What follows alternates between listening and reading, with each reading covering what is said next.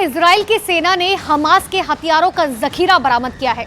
RPG, hand grenade से लेकर anti craft launcher और एंटी टैंक मिसाइल, कई खतरनाक हथियार मिले हैं। अब इजराइल दरअसल ये मानने लगा है कि हमास का ईरानी गोदाम एक्टिव हो चुका है। ईरानी गोदाम क्या है? ईरानी गोदाम यानी कि हथियारों की सप्लाई का वो एटीएम जो हमास के लिए 24 घंटे काम करता है।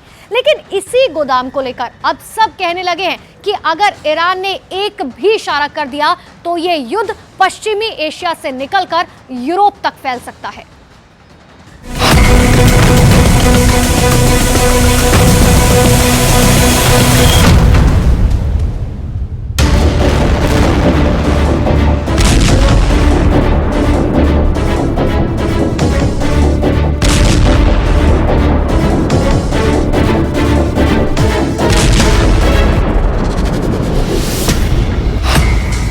इजराइल पर हमास के अटैक के पीछे ईरान था, इसके सबूत मिल गए हैं।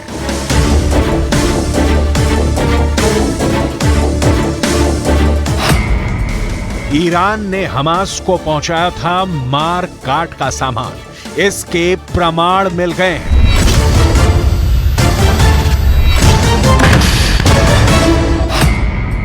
इजराइल में मौत बांटने के लिए हमास को ईरान ने हथियार मुहैया कराया था, इसका प्रूफ सामने आ गया है।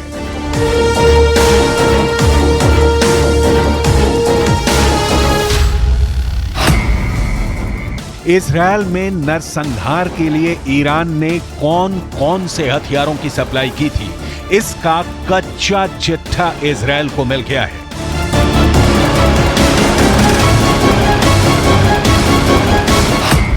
हमास ने हमले में थर्मोबैरिक ग्रेनेड का इस्तेमाल किया, जिस पर मेड इन ईरान की मोहर लगी है।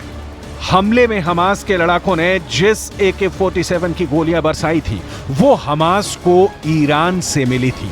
मोटार रॉकेट से हमास ने इजराइल में आग लगाई थी, वो सभी मोटार रॉकेट ईरान में बने थे। सिर्फ इतना ही नहीं, इजराइल के खिलाफ इस्तेमाल के लिए जुटाए गए हथियार, हथगोले, विस्फोटक, टाइमर और आत्मघाती ड्रोन पर भी मेड इन ईरान की मोहर लगी थी।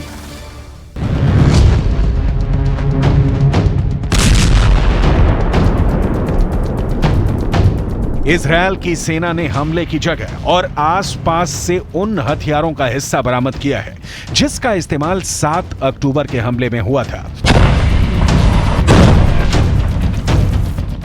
इजराइल की सेना का दावा है कि ये हथियार हमास ने तैयार नहीं किए हैं। इनमें से अधिकतर हथियार ईरान से मिले हैं और कुछ उत्तर कोरिया से मिले हैं।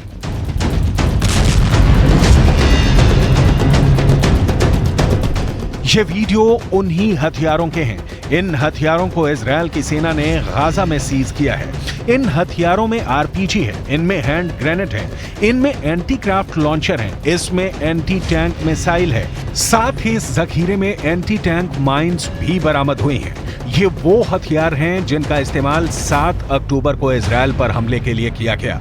जहां इन हथियारों को इजराइल की सेना ने रखा है, वहां न्यूज 18 इंडिया की टीम पहुंची तो क्या क्या देखा, इसे देख लीजिए। हमास के सिर्फ 2 से 3% हथियार यहाँ है जिसका इस्तेमाल 7 अक्टूबर को कत्लेआम मैसेकर के लिए किया गया था। इन हथियारों से हमारे साथ IDF के बड़े अधिकारी जी भी हैं, वो आपको बताएंगे एक एक करके कि क्या कुछ है। Mister ji, tell me what is this? Anti craft? This is an anti-craft missile called SA-7 Strela. ये एंटी क्राफ्ट मिसाइल है। अगर एंटी क्राफ्ट यानी एयरक्राफ्ट को गिराना है तो इसका इस्तेमाल होता है।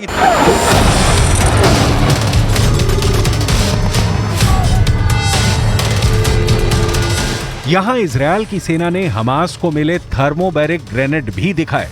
इजराइल का दावा है कि हमास ने थर्मोबैरिक ग्रेनेड को घरों में फेंका था, जिससे कुछ ही सेकंड में घरों को जला दिया गया।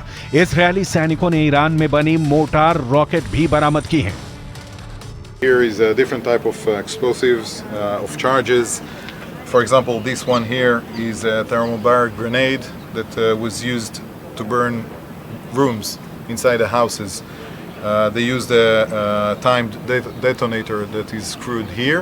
Just pull out the safety, throw this into a room, close the door, shut, and it takes the temperature inside the room to 3000 degrees during the explosion.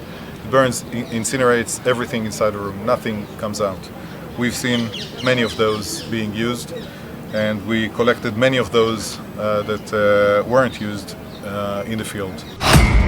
Israel की सेना का दावा है कि गाजा से जो हथियार मिले हैं उससे साफ होता है कि ईरान हमले की प्लानिंग में शामिल था। इजरायल की सेना के मुताबिक ईरान ने हमास को घातक हथियारों की सप्लाई की। हथियार मिलने के बाद इजरायल पर हमले की साजिश रची गई और 7 अक्टूबर को दक्षिणी इजरायल में जानलेवा हमला किया गया, जिसमें 1400 लोग मारे गए। You should notice the sheer amount of launchers. Though this type of equipment is being used in the field to hurt tanks and personnel carriers, but those were used during the attack on houses, on the kindergarten that we've seen, in schools. We see here the different types of rockets that were used. Gaza की इस बदहाली के लिए वैसे तो कई वजहें जिम्मेदार हैं, लेकिन एक बड़ी और असल वजह ऐसी है जिसने गाजा के इस भयानक सच की बुनियाद रख दी, और वो वजह है 7 अक्टूबर का वो आखिरी संदेश। हमास के आतंकियों ने इसी दिन इजरायल में घुसकर हमला किया, ताबड़तोड़ फायरिंग की, जो मिला उसे मार दिया। क्या बच्चे, क्या बूढ़े, क्या महिलाएं, कोई भी उनकी दरिंदगी से नहीं बच सका। आतंकियों के सामने पड़े जिन कुछ लोगों की जान बच भी गई वो बंधक बना लिए गए, और उसके बाद जो हुआ उसका खामियाजा गाजा के लोग हर दिन, हर घंटे, हर मिनट भुगत रहे हैं। हमास के एक कमांडर ने बड़ा पर्दाफाश किया है और कहा है कि यह सब कुछ शायद नहीं होता अगर वो आखिरी आदेश ना आता, जिसे हमास के 2 आकाओं ने अपने आतंकियों को आखिरी वक्त में दिया। वो आदेश जिसने पूरे प्लान को ही पलट दिया। यरूशलेम पोस्ट के मुताबिक हमास के कमांडर अबू मोहम्मद ने माना कि हमारा प्लान सिर्फ इजरायल के कुछ सैनिकों को अगवा करने का था, लेकिन हमले से कुछ मिनट पहले ही हमारे चीफ ने प्लान बदल दिया और इजरायल में कत्लेआम का आदेश दे दिया। ऐसा दावा किया जा रहा है कि हमास ने हमले की योजना बनाकर 2 साल तक इसकी तैयारी की। उसने ये हथियार गाजा की भूमिगत सुरंगों में जमा किए थे। हमास कमांडरों ने बम बनाने की फैक्ट्रियां बना रखी थी। इसके साथ ही उन्होंने इजरायल के बारे में खुफिया जानकारी इकट्ठा करते हुए नक्शे भी बनाए। इसके बाद वो बहुत खुफिया तरीके से इजरायल की सीमा में दाखिल हुए और इसके बाद उन्होंने अपनी हैवानियत को अंजाम दिया। इस तरह के ग्रेनेड घरों में फेंके गए। जब घरों से लोग बाहर नहीं निकले तो इस तरह के ग्रेनेड फेंका गया, और बड़े बड़े घर, जो कि नीरोज में बात करें, किफुसीम में बात करें, बेरी में बात करें, रेम में बात करें, वहाँ इस तरह के बड़े बड़े ग्रेनेड फेंके गए। और what is this? These are grenades also? This is an RPG warhead. RPG warhead. With an attachment mechanism. Okay. In order to put in place on the tank, to attach it to the tank, and to just initiate it. तो घर में जब उड़ाना था, please wait mister जी, जब घर को उड़ाना था तो इसे लगाते थे और इसे उड़ा दिया जाता था। इजरायल की सेना ने दावा किया है कि इजरायल में घुसे हमास के हमलावर 500 आरपीजी, लगभग 200 आईडी और 1000 से अधिक AK-47 से लैस थे, जिनसे हमास के लड़ाकों ने अंधाधुंध हमला किया। इजरायल ने दावा किया है कि आरपीजी और छोटी मिसाइलें उत्तर कोरिया में बनाई गई थी। जो है लेकर आए थे हमास के आतंकवादी, सैकड़ों हजारों की संख्या में, ये नॉर्थ कोरिया में बना है। North Korea? Yeah, North Korea anti-person RPG. And Russian made? What is Russian made here? Over there we have RPG-7, originally made in the Soviet Union. आपको बता दें ये सोवियत यूनियन में बना, 80 के दशक में आरपीजी, मौजूदा रूस में नहीं, ये कहना है। What are these?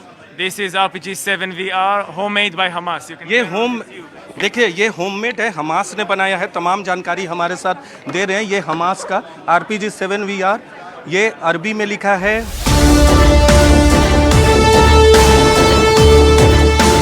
यही वजह है कि इन हथियारों का इस्तेमाल कर इजरायल में मौत बांटने वाली नुखबा फोर्स का इजरायल ने सफाया कर दिया है।